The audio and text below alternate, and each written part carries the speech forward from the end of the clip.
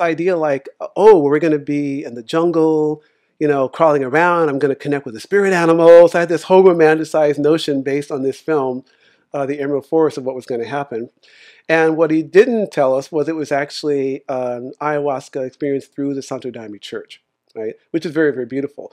But it was so contradictory to the story I had built up that, you know, we go to this ceremony. So you're sitting like in a church. For those that don't know about Santo Daime, it's one of the ayahuasca religions. It mixes Catholicism it's a with Judeo-Christian ayahuasca. religion, basically, syncretic. Yeah, predominantly Judeo-Christian with ayahuasca and, you know, Yoruba, Candomblé, like all these different elements of Amazonian / Afro-Cuban religions get kind of all mixed in. It's beautiful because of that. But definitely throughout it, you're hearing Jesus, Mary, and Joseph. And if you're a Catholic or a Christian, you'll be perfectly at home in the Santo Daime. So how did you feel sitting at the church? They give you the brew. Yeah, so here's the thing. I've got this jungle story in my head. And we go into the ceremony, and actually there's like a cross on the table, and all the people leading have little like uniforms on that they call fardas. And they start singing these hymns, you know, and well, we drink, you know, and they're singing these hymns and they're playing these, they call maracas, shakers, and cans, so they're loud.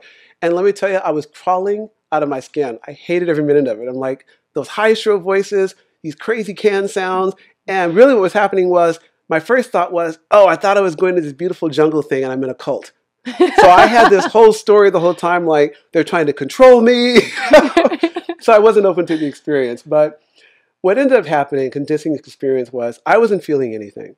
And I was convinced that everybody around me was like faking it.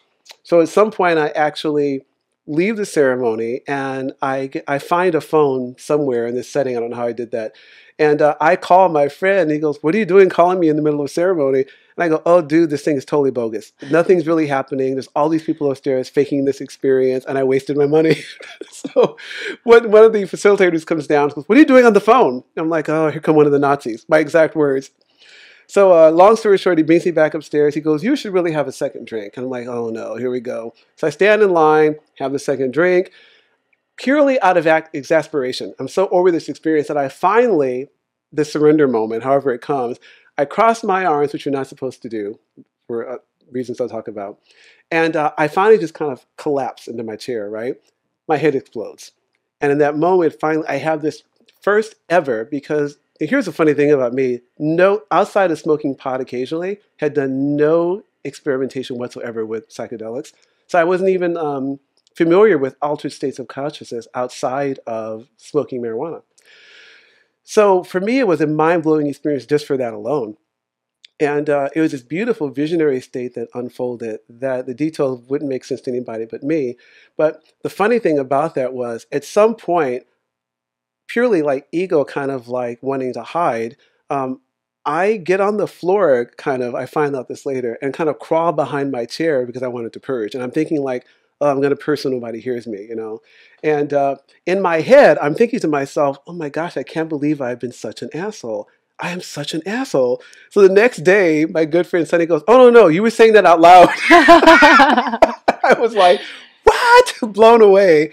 But that was the beauty. What happened was, it was my first ever experience of really being confronted with my ego. So the fact that it exposed me in that way ended up being the actual best medicine for me.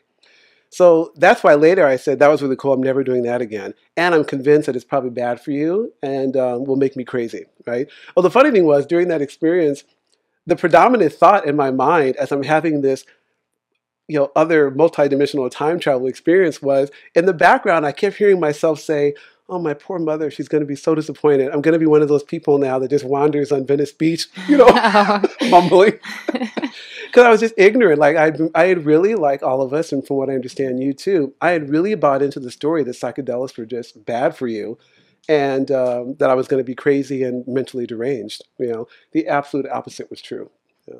And so you're sitting there, you're getting these visionary experiences. Can you, it's hard to describe, but can you describe for someone who hasn't tried ayahuasca before what those experiences are like, or these visions were like?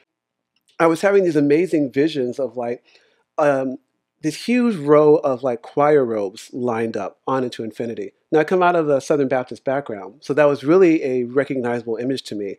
what it brought up to me was safety of religion, basically. And my mom was a choir director. We learned to sing in the choir. So that was really comforting. But all of a sudden, those choir robes all became the wings of butterflies, and they took off in every direction. That's how my journey actually started. So it like really caught my attention. And from that, basically a lot of beautiful, this like pantheon of beautiful, mythic, kind of archetypal images that basically just through imagery, unfolded a whole story that started to reveal myself to myself, basically in terms of like how I came to be who I was and how I was kind of constructed, basically. Which is why at some point, as it kind of finally caught up to present day, and I was looking at my behavior within my community and my close friends, I started saying like, oh my gosh, I have been such an asshole, and didn't realize it. And that's how I ended up crawling around the terrace saying, you're such an asshole, But I was saying it from a really affectionate place, like, I had no idea I was being an asshole. And that's the beauty of psychedelics. Absolutely. Is because you get in that train of thought and you don't even realize you're doing things or harming others with your action. Exactly. But psychedelics definitely will let you know what's up.